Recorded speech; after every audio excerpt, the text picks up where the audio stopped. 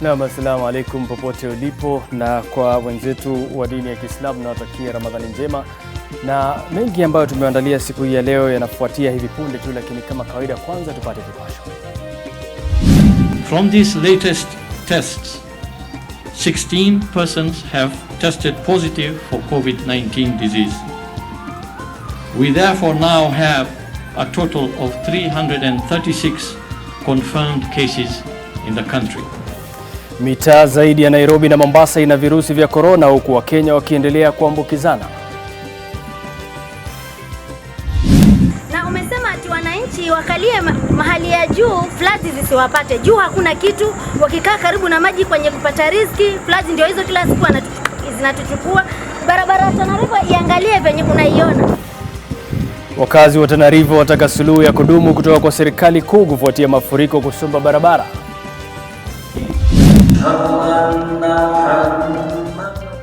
Waislamu waanza mfungo wa Ramadhan duniani, lakini corona imebadili desturi zao.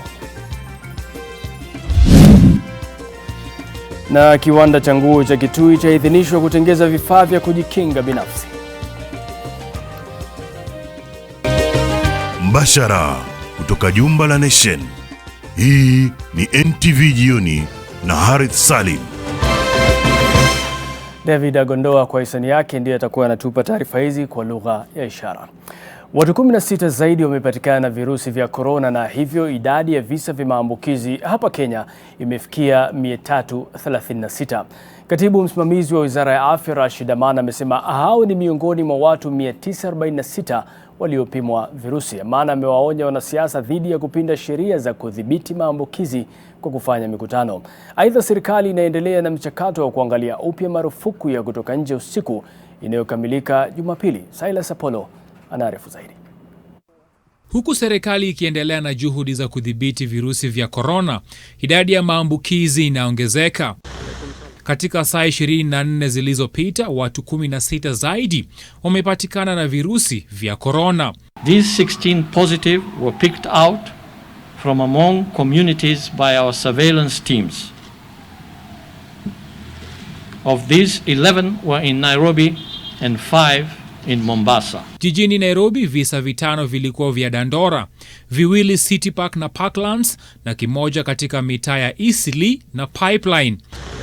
Huko Mombasa, visa vimekuwa katika mitaa ya Kiembeni, Senti 10, Stadium, Msikiti Nuru na Mlaleo. We have 5 discharges today, which brings to 95 the total number of people who have recovered from the disease. Serikali pia imewashtumu wanasiasa dhidi ya kuongeza kasi ya maambukizi baada ya viongozi wa Meru na Elgeyo Marakwet kuwa na miadhara.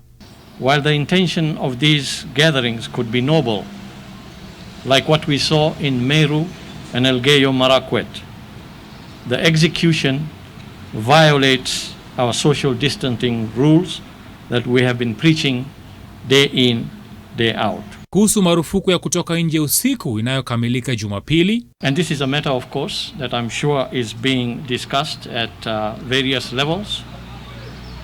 That period has not come as of today, but I'm sure that by the time it comes, or just before that, there will be some form of communication on the position of government regarding the curfew. Serikali vile imetangaza mwanzo wa kampeni ya lishe bora inayolenga familia zote kote nchini. Wakenya wanahimizwa wawe na mtindo wa maisha wa kiafya ili wakabiliane vyema na corona. The government today is launching a campaign for 1 million households to establish kitchen vegetable gardens. We have issued guidelines to support both rural and urban dwellers with simple technologies for setting up these gardens within the resources available. Kufikia sasa kuna zaidi ya visa 2.6 vya maambukizi vya corona duniani, huku waliofariki wakikaribia 200,000. Silas Apollo, NTV. Na serikali imeshikilia msimamo wake kuwa yeyote atakayekamatwa kwa kukiuka sheria za kukabiliana na ugonjwa wa COVID-19 hatakuwa na budi ila kuwa karantini kwa siku 14 kama njia ya kuadhibu na vilevile kuzuia maambukizi ya virusi vya korona nchini. Japo wataalamu wa afya ya umma wamesema kwamba hatua hiyo huenda ikaathiri afya yao ikiwa hawana virusi hivyo, Wizara ya Afya imesema kwamba amri ya serikali ya kuwazuia wote watakaokamatwa itaendelea hadi pale rais atakapotoa mwelekeo tofauti. So even those who are in quarantine, quite a number of them may not actually be positive, but they are put there so that we give time to be able to determine and sift out those who are positive from those who are not positive. But that issue, I think, when the time comes, there will be a position on it. But for now, the position is that if you break the curfew, you will be in a 14-day mandatory quarantine. Quarantine is a loss of liberty. So people can't waylay you in the streets as the police are doing and send you to quarantine on their own whim. There's got to be some accountability, and the accountabilities are a doctor is involved and a magistrate authorizes it, and the magistrate can vacate the authorization, I imagine, for good cause. Na bila shaka ni mjadala ambao unaendelea kutokota. Tutakujuza mengi kuhusiana na hayo pindi yatakapoendelea kuletwa katika meza yetu ya NTV. Mbali na hayo ni kwamba Wakenya 10 waliokamatwa nchini Uganda wameachiliwa na kukabidhiwa kwa maafisa wa Kenya. Hayo ni kwa mujibu wa kamishna wa kaunti ya Busia Joseph Kanyiri. Kanyiri amesema kuwa 10 hao walifanyiwa uchunguzi wa virusi vya korona hata baada ya kuwa na vyeti vya kuonyesha kufanyiwa uchunguzi huo nchini Uganda ulioonyesha hawajaathirika na COVID-19. 10 hao sasa watawekwa karantini kwa kipindi cha siku 14 kabla ya kuruhusiwa kujumuika na familia zao. Wakati huo mmoja wa watu 13 waliokamatwa Malaba katika eneo la burudani na kuwekwa karantini amefanikiwa kutoroka. Kuna Wakenya 10 walikuwa wameshikwa nchini Uganda kwa kukaidi amri ya kwamba mipaka imefungwa. Waliweza kurudishwa kwetu na tukawapokea katika hali nzuri ya afya mnamo wiki hii. Wakapimwa, wakapekuriwa, wakakaguriwa, haya yote, na walikuwa na cheti cha kuonyesha hawa 10 hawakuwa COVID positive. Tuliweza kuwasaidia gari, wakarejeshwa nyumbani upande wa Seaport, na wakapiga simu kusema wamefika. Wale wengine walikuwa hapa mjini Busia, Marashi, nao wamefika nyumbani, na tumewaambia waende kwa ile hali ya self quarantine, ijapokuwa kulikuwa na hicho cheti kutoka kwa nchi jirani ya Uganda. Balozi wa Kenya nchini China, Salim, amesema kuwa anahitaji muda zaidi ili kuwezesha usafiri wa Wakenya waliokwama China kwa madai ya kumalizika kwa muda wa viza zao. Vilevile alisema kuwa serikali imefanya mashauriano ya kupunguzwa kwa nauli hadi shilingi 75,000 kwa wale watakaoweza kujilipia. Mbali na hayo, amepinga vikali madai ya unyanyasaji wa Wakenya nchini humo baada ya video zilizosambaa mitandaoni, akisema kuwa hakuna ripoti ya kunyanyaswa kwa Mkenya yote ambazo zimewasilishwa ofisini kwake. They are too saying fast is too soon. We cannot be able to get all the necessary documentations for us to be ready to leave on fast. And we are in consultation, of course, with the headquarters. And this was simply but a suggested date. Okay. I am sure once because that will be dependent on when everybody else that has registered to leave will have all his papers or her papers ready. The government has negotiated rate to $750. Okay. This is what is expected of those that have registered, and indeed it's on the basis, on account of that people have registered to exit. We have ensured that the mistreatment that was initially meted was stopped. Most of the Kenyans were put on quarantine free of charge. Some of them are being accommodated and housed free of charge, courtesy of the government of China. And I think we just need to appreciate some of the positive things that have been done so far in the maintenance of our people, including the students in Wuhan. Na ndio kauli yake hiyo balozi wa Kenya nchini China. Mbali na hayo ni kwamba mtabiri wa hali ya hewa ametangaza kwamba katika siku kadhaa zijazo mvua kubwa inatarajiwa kunyesha katika maeneo kadhaa, huku mafuriko yakitarajiwa. Katika kaunti ya Tana River hali hii imeshaanza kushuhudiwa, na wakazi wakiitaka serikali kuu kuingilia kati na kutafuta suluhu ya kudumu. Laila Mohamed anatuarifu mengi.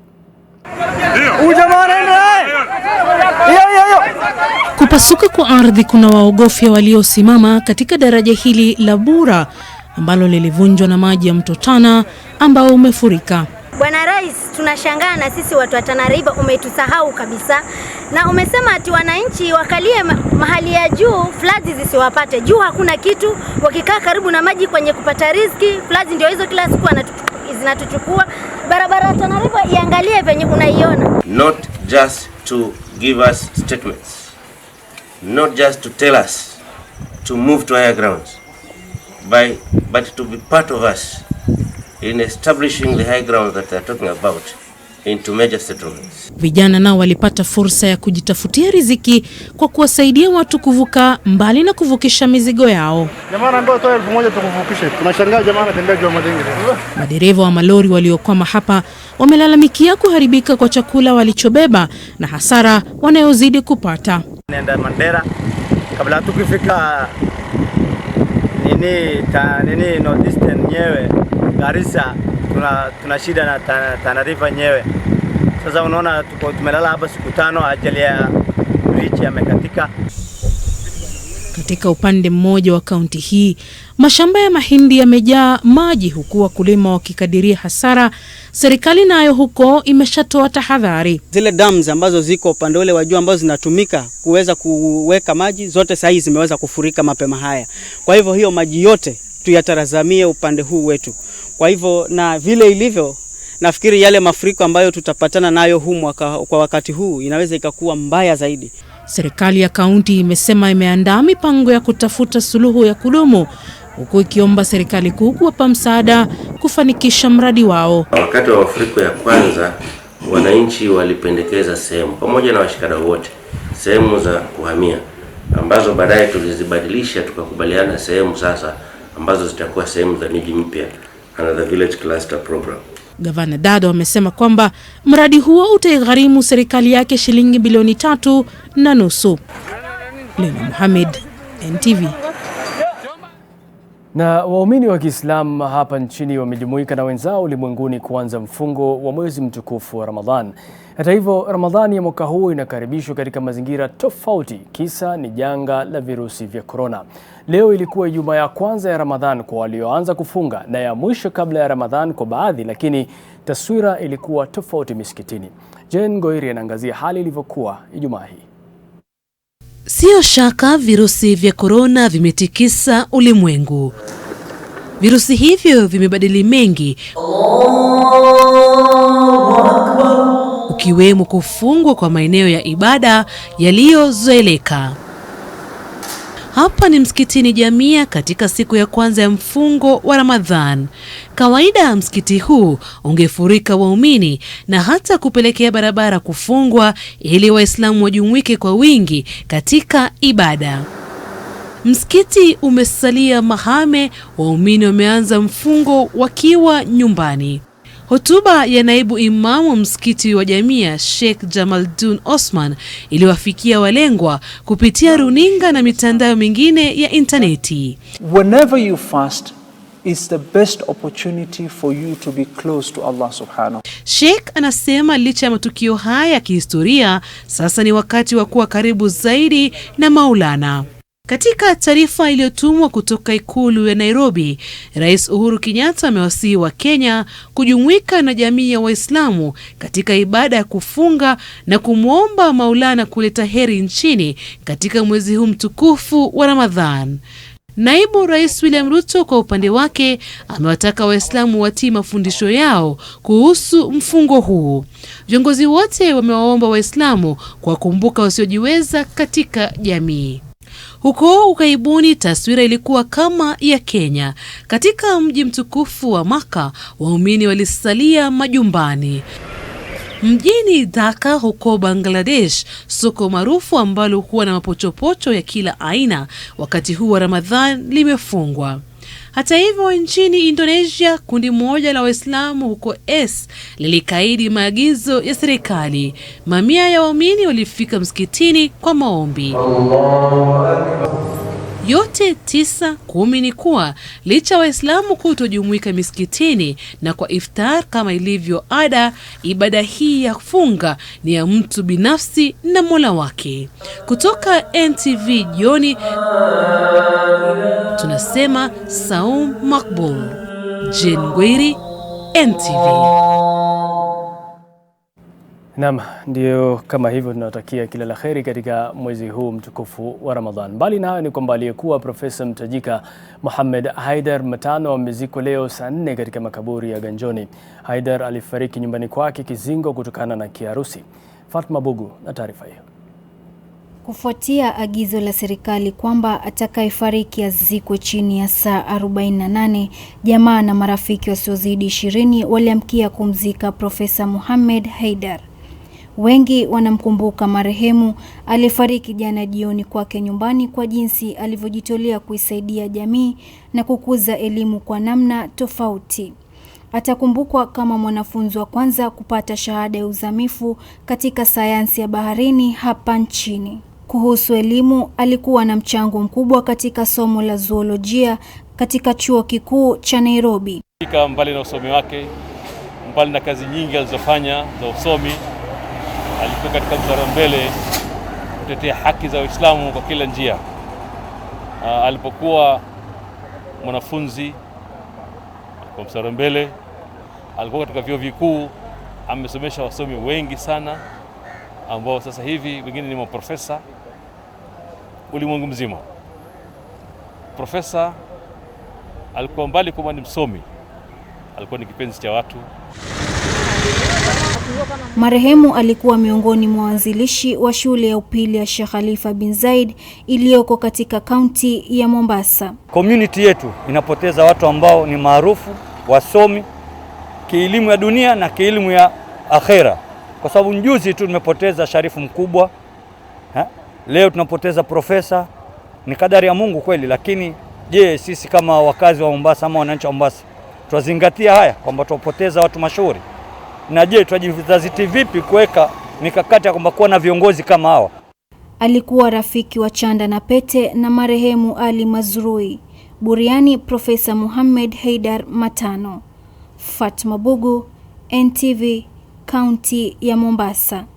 Na taarifa yake Fatma Bugu inatupeleka mapumzikoni, ila bado tunarejea hivi punde.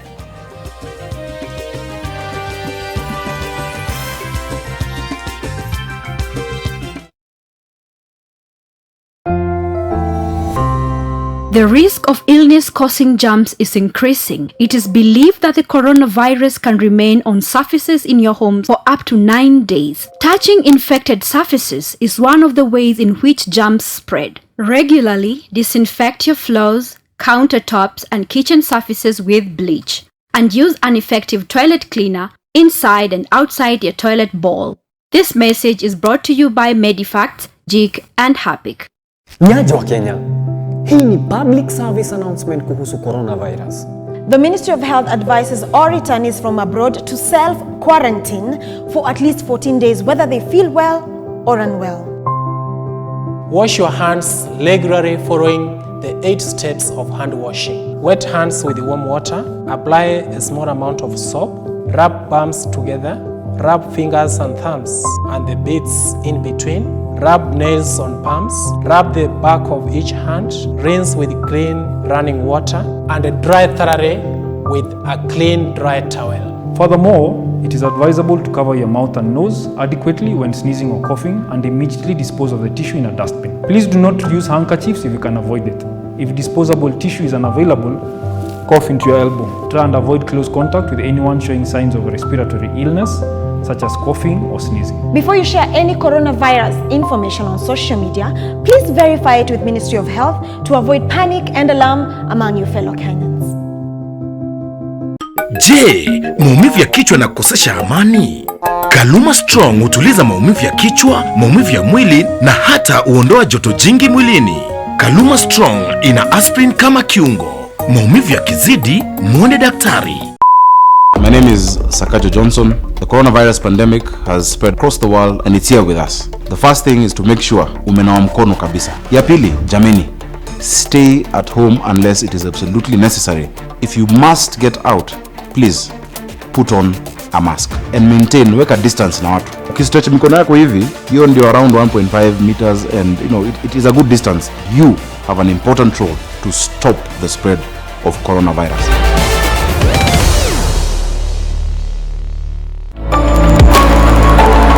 Words cannot express how happy I am that you chose me to be your mother, and you fought very hard to stay and be my best friend.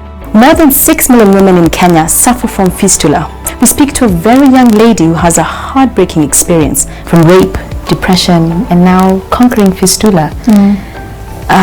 Where do you draw your strength from? My mom. Yeah, she has an interesting past as well. She shares her story to create awareness and sensitization.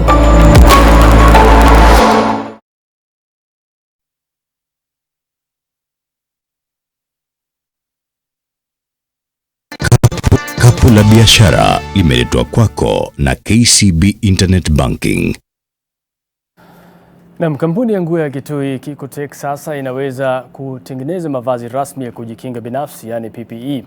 Hii ni baada ya kuidhinishwa kufanya uzalishaji huo na shirika la kutathmini ubora wa bidhaa KEBS. Gavana wa kaunti ya Kitui Harith amesema kwamba hii ni ishara tosha ya uwezo wa viwanda humo nchini katika kutengeneza bidhaa za viwango vya juu vinavyotambulika katika soko la kimataifa.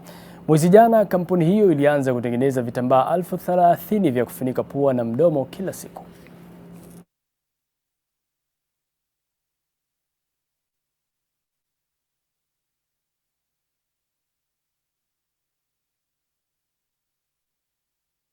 We can now make the PPEs, the personal protective equipment, the gear, that overall, which is here with its own shoes, which we only got yesterday, and the materials are here, and we are going to start producing this tomorrow.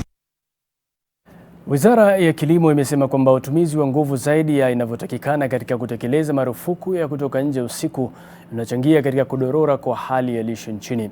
Kulingana na katibu msimamizi wa wizara hiyo Ann Nyaga, polisi wanapaswa kuzingatia sheria katika kutekeleza marufuku iliyoko, kwani wahusika katika sekta ya kilimo wako katika orodha ya wahudumu muhimu.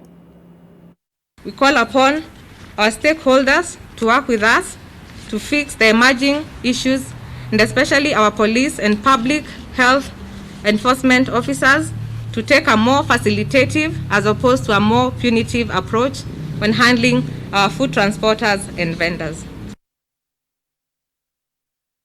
We call upon our... Kapu la biashara limeletwa kwako na KCB Internet Banking. We can always talk about your account online whenever you like. Register at your nearest branch for KCB Internet Banking today. Viongozi na wananchi mbalimbali wahimiza watu wasaidiane katika wakati huu wa janga la corona. Judith Cherono anaarifu zaidi kuhusu uhisani katika kukabiliana na janga lililoko. Akizungumza wakati wa kuzindua mradi wa kutoa chakula cha msaada kwa walio hatarini wakati huu wa corona, Kalonzo Musyoka aliwasihi Waislamu kuweka mbele maombi kwa taifa la Kenya, vile dunia mzima, ili kushinda janga la COVID-19. Pia alihimiza Wakenya wote waungane na wasaidiane katika wakati huu mgumu. I even want to urge members of parliament to see what amendments they can make to the constituency development fund initiatives and see whether there can be allowance made so that they can also be up to speed when they are called upon at that level of having to feed our people.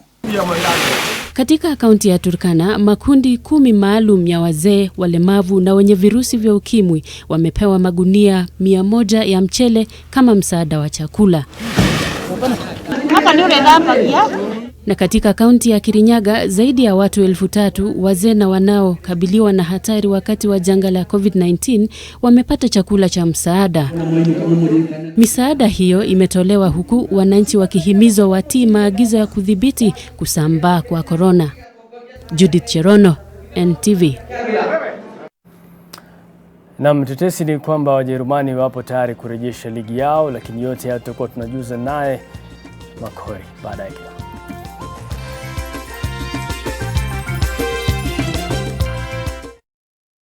This This week on The Trend, they have taken the internet by storm, and this week they'll be here to kill the show.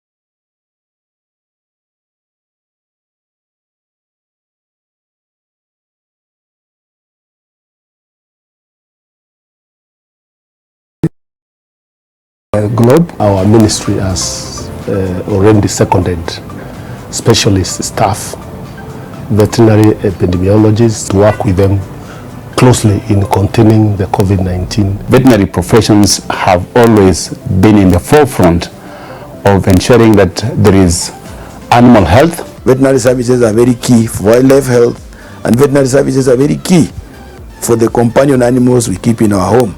And livestock contributes now, therefore, majorly to food security.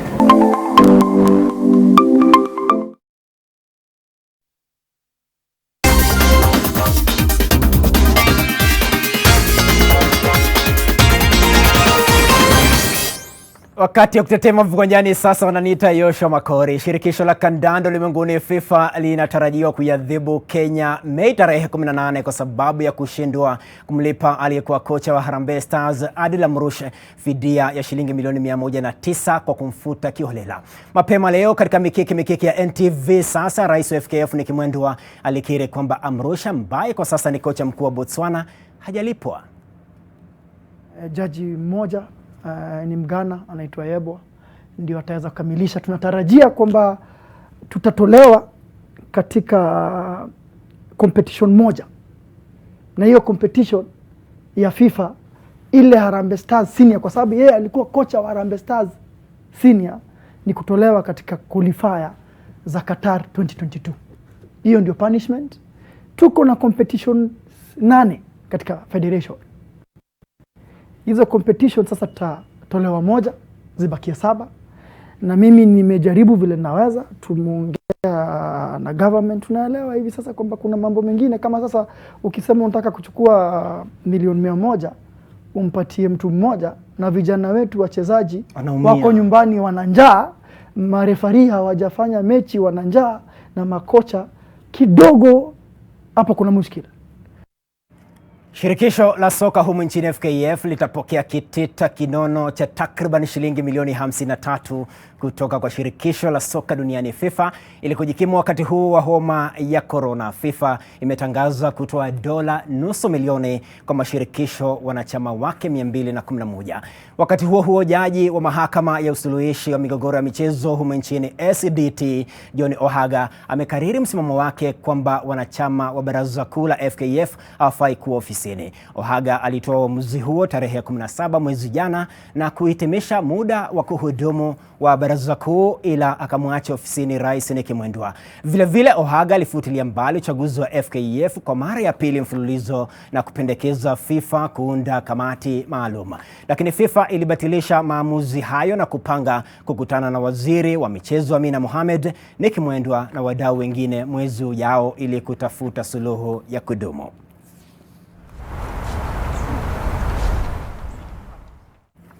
Sio kila mwanamichezo ambaye atapewa kiasi fulani cha fedha ili kujikimu wakati huu wa janga la homa ya corona. Hayo ni maneno ya mwenyekiti wa hazina ya michezo Luteni Jenerali mstaafu Jackson Tuwei baada ya Rais Uhuru Kenyatta kuiagiza Wizara ya Michezo humu nchini ikiwa chini ya Waziri Amina Mohamed kuwatunuku wanamuziki shilingi milioni 100 msimu huu wa corona. Wanamichezo wangali wanasubiri kushughulikiwa. Wachezaji wote, kwa sababu kuna federations mingi ambaye kadhaa pia wengi mchezo zao zimetubilia mbali. Hii imekata mbele nyuma kila mahali. Lakini ni wale ambayo inasemekana ni vulnerable. Unajua kuna sio kila mtu. Basi ni wale ambayo kwa wakati wowote wanategemea kitu ambayo wanapata kutoka mchezo hiyo. Mahali unavuna. Kwa sababu wachezaji wengi wako na kazi ambayo wanafanya. Wameajiriwa kama upande wa Kenya Defence Forces au National Police Service au Kenya Prison Service au ministry fulani au hata and so forth. So unaona hawa maybe wako na kitu ambaye wanapata kidogo, wanaweza kuangalia familia yao na kitu namna hiyo. Tunavuka mipaka na kutua kule Ujerumani, na ni kwamba ligi kuu ya Ujerumani Bundesliga huenda ikarejelewa tarehe 9